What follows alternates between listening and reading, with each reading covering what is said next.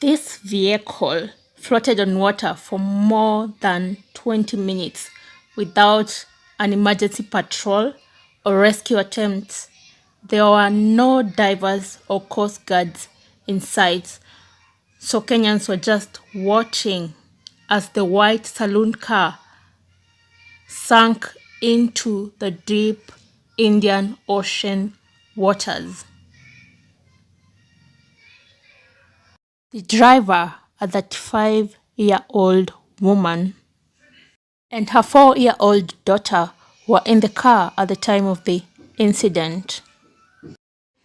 It said that the car apparently reversed and plunged into the ocean midstream.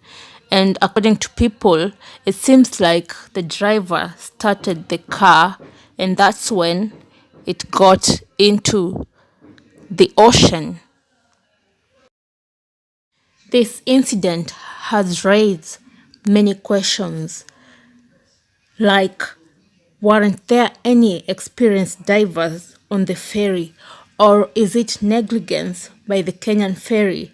Why were they waiting for more than 20 minutes without any effort to save these two innocent souls?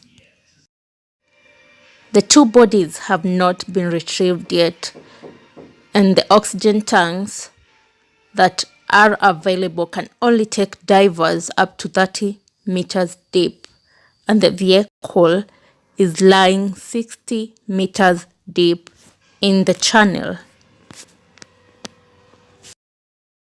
It's a very sad moment for their families and painful to lose their loved ones in such a way. They drowned while crying for help.